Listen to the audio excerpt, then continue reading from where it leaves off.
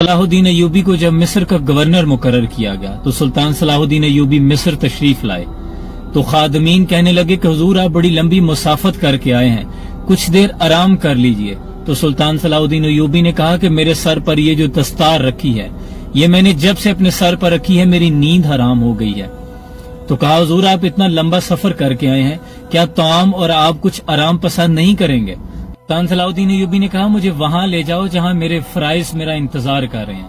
اور جب سلطان صلاح الدین ایوبی چلنے لگے تو نوجوان حسین خوبرو لڑکیاں ہاتھوں میں پھولوں کی پتیاں لیے آپ کے استقبال کے لیے کھڑی تھی، اور جب آپ پر پھولوں کی پتیاں برسانے لگے تو سلطان صلاح الدین ایوبی نے اپنے قدم روک لیے۔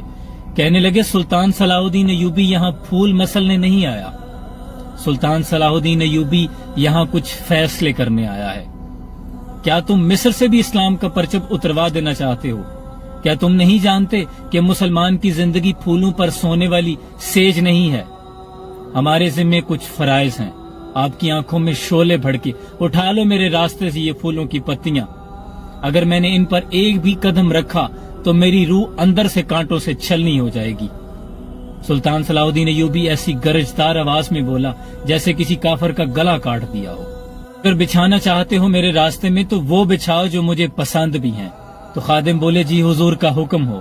تو کہنے لگے سلیبیوں کی لاشیں بچھاؤ۔ آپ کو پتا ہے کہ سلیبی ہماری مسلمان سلطنت کو چوہوں کی طرح کھا رہے ہیں، اور اس کی وجہ یہ ہے کہ مسلمانوں نے پھولوں کی سیج پر سونا شروع کر دیا ہے۔ کیا تم یہ چاہتے ہو کہ مصر سے بھی اسلام کا پرچم اتر جائے، جبکہ میری نظریں تو فلسطین پر لگی ہوئی ہیں؟ اور ہٹا لو ان لڑکیوں کو میرے راستے سے، کہیں ایسا نہ ہو کہ سلطان صلاح الدین ایوبی کی تلوار ان خوبصورت حسین بالوں میں الجھ کر بیکار ہو جائے۔ اور سلطان صلاح الدین ایوبی آپ جانتے ہیں 2 دفعہ روئے تھے، اللہ ایسی تلوار کیوں نہیں بنائی جو سلطان صلاح الدین ایوبی کے اندر سے گزرتی اور مجھے شہادت نصیب ہوتی۔ اور دوسرا یہ کہ میں ساری زندگی اللہ تیرا گھر نہیں دیکھ سکا۔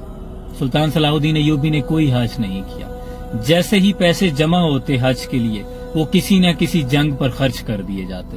یہ تھے سلطان صلاح الدین ایوبی، اور یہ ہوا کرتے تھے مسلمانوں کے حکمران اور سپہ سالار، جن کے بارے میں حضرت اقبال کہتے ہیں یہ غازی یہ تیرے پر اسرار بندے، جنہیں تو نے بخشا ہے ذوق خدائی، تو نیم ان کی ٹھوکر سے صحرا و دریا، سمٹ کر پہاڑ ان کی ہیبت سے رائی، دو عالم سے کرتی ہے بیگانہ دل کو، عجب چیز ہے لذت آشنائی، اور شہادت ہے مقصود و مطلوب مومن، نہ مال غنیمت نہ کشور کشائی، کہ جن کا مقصد فقط اور فقط صرف اسلام کی سربلندی اور شہادت تھا۔